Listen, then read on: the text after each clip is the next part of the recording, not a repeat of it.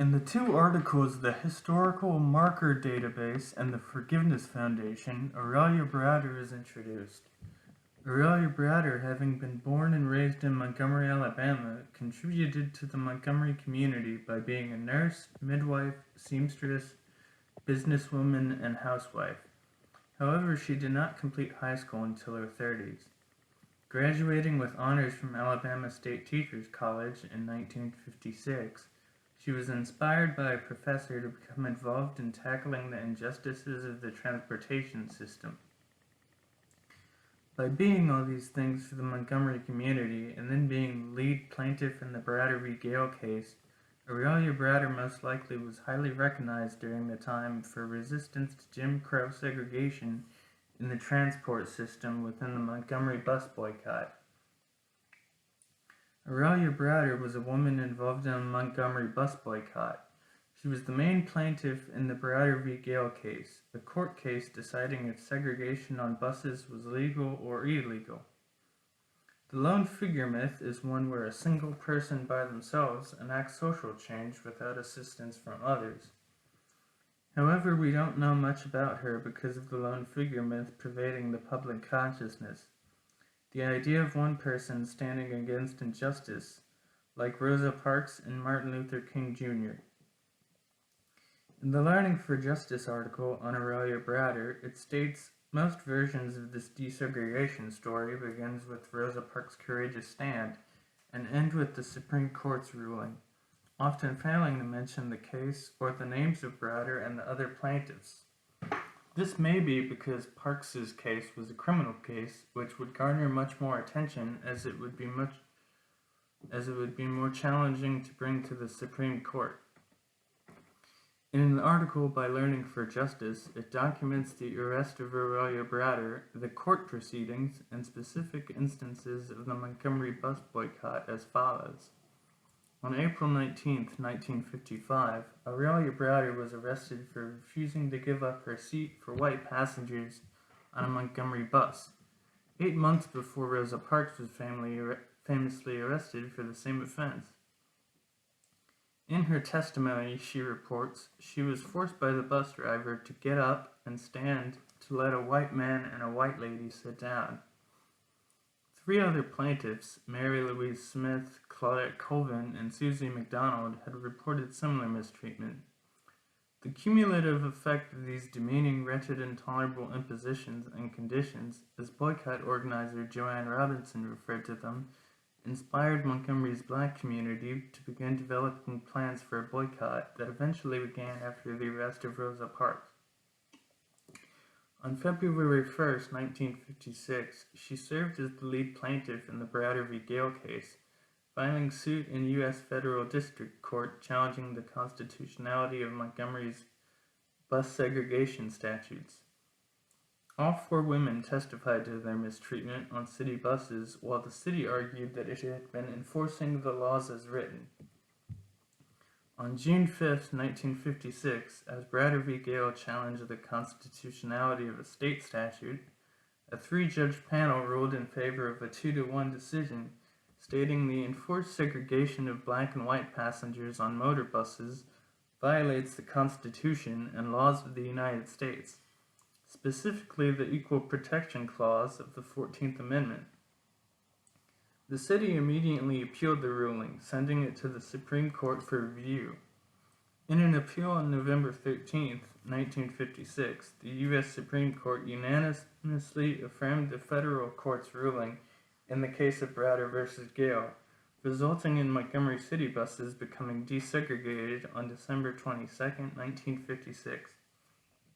This court case also overturned Plessy v. Ferguson's doctrine of separate but equal, which supported Jim Crow segregation in the United States, making it legal to exclude black people from certain places of business, among other areas like parks and schools.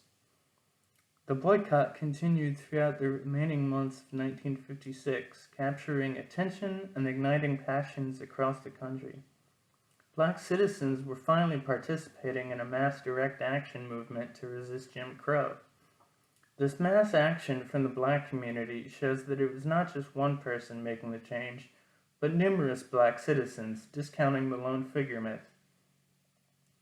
In his Learning for Justice interview, contrary to the popular belief of Rosa Parks and MLK Jr. being the only influential people during the Civil Rights Movement, Butler Browder, Aurelia Browder's son, states, Browder versus Gale has for the most part been left out of the saga. It began with the arrest of Rosa Parks and ends with the court making the decision, when in fact it began years before with Plessy versus Ferguson, and continued mistreatment for many, many years, and ended with Browder versus Gale. According to the Learning for Justice article, Rosa Parks and Dr. Martin Luther King Jr. have dominated the cultural mythology of the boycott and the movement at large, which causes difficulty to educators attempting to capture the lesser-known accounts and resist telling a simple story in their teaching about the Civil Rights Movement. It is also a fact that has troubled Butler Browder, who laments that the world never got to know the woman behind the lawsuit, meaning that all the world knows is that she was part of the lawsuit, if they even know about the lawsuit at all, as Parks' story is more well known.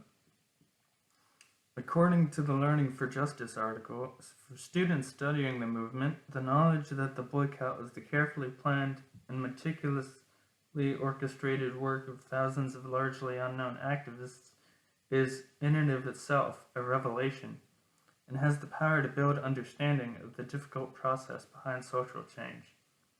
As it is a revelation to students, they most likely believe that the boycott was solely the work of Rosa Parks and her refusal to allow the white man and woman to take her seat.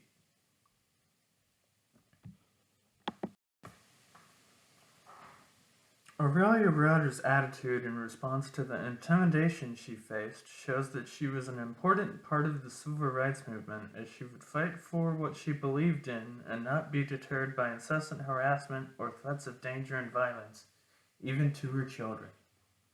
Phone one day after this lawsuit was filed, and a white man asked to speak to my mother in some very vulgar terms. The man went on to tell her what he was going to do to her and all that, and she said, well, my room is the front room of this house right next to the ice house. You got any issues, you got them with me, not with my children. My children in the back of the house, you better not bother them. But she had another episode where they told her that they were going to bomb the house. My sister answered that call. I found bombs on the corner of this porch, but unexploded. One time they were actual dynamite sticks, and one time they were broomsticks that were wrapped up like dynamite. But there was constant intimidation that she refused to bow down to. No price was too great to pay for achieving what they thought they could achieve. In an excerpt from the article Learning for Justice, Butler Browder recalls an aunt warning his mother that agitating could get her killed, stating, she was undeterred, reportedly, reflecting that she had to die for something. If you live and you haven't stood for anything, you didn't live for anything either. This quote conveys that if you have lived your life without upholding your beliefs, then you have never believed in a cause enough that you would risk your life for.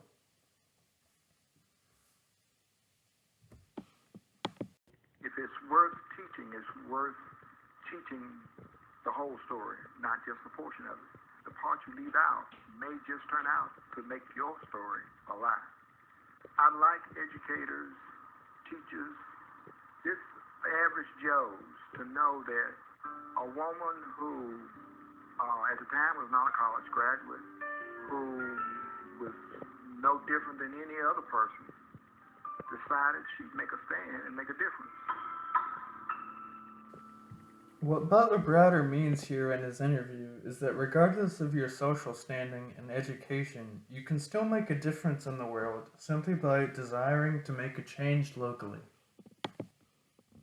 Butler Browder stating the part you leave out may just turn out to make your story a lie, which I took to mean when you only tell a part of a person's life, in this case his mother, it is like lying as it is not the whole story or event. For example, like how Rosa Parks is the centerpiece of the Montgomery bus boycott, when there are countless other people who also had an integral role in the movement like Aurelia Browder. However, their stories are overshadowed by history, largely only giving Parks the credit. While even Aurelia's life is overshadowed by her part in the court case, as not much is known about her besides that. Without Aurelia Browder's story, the full story of the Montgomery bus boycott would not be known. All contributors' stories are important, as without every individual person together striving to make social change, that change would not happen. Likewise, it is important to remember and have everyone's parts known. Otherwise, people who stood up against injustice and strived for an ideal of change would not be remembered in the very movement and change they were integral towards creating.